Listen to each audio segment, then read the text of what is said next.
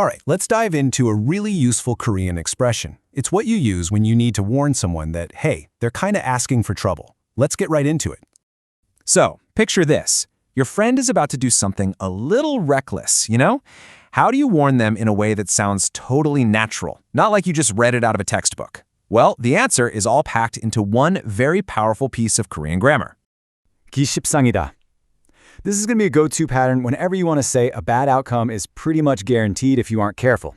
It's the perfect way to say things like, you're just asking for it, or, yeah, that's a recipe for disaster. So what is this thing exactly? Let's break down what it really means and, where it even comes from. The origin is actually pretty cool. It comes from an old idiom, 십상팔구, which literally means 8 or 9 times out of 10. So when you use this grammar, you're basically saying there's like an 80 or 90% chance that bad thing is going to happen. The odds are not in your favor. Okay, so now that we know what it means, let's talk about how to actually build a sentence with it. And trust me, it's surprisingly easy. Let's break down an example. 오해받기 십상이다, which means it's easy to be misunderstood. First, you take your verb stem, in this case, 오해받. Then you pop on the nominalizer 기.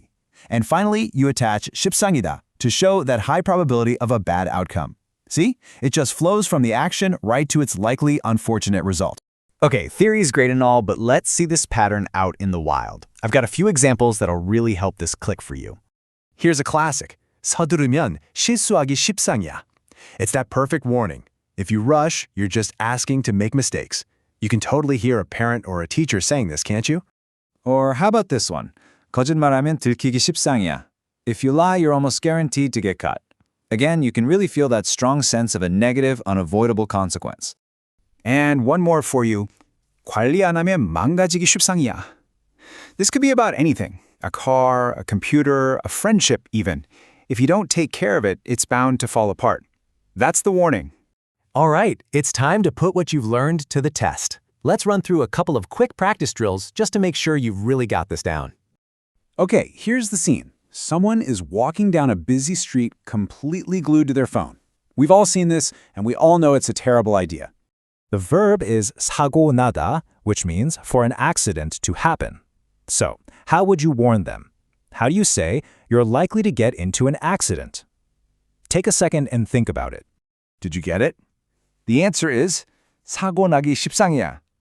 You just take the verb stem 나, add our pattern 기 십상이야, and boom, you got the perfect natural-sounding warning. Okay, final challenge, the nuance quiz. This is the real test. Which one of these sentences actually sounds right in Korean?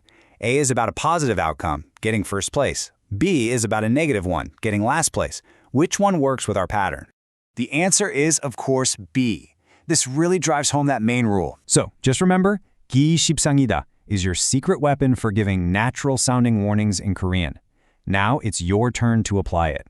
Think about your own daily life. What's something that's just so easy to forget? Something that is 잊어버리기 십상이다. Try to make your own sentence. That's really the best way to make this stick.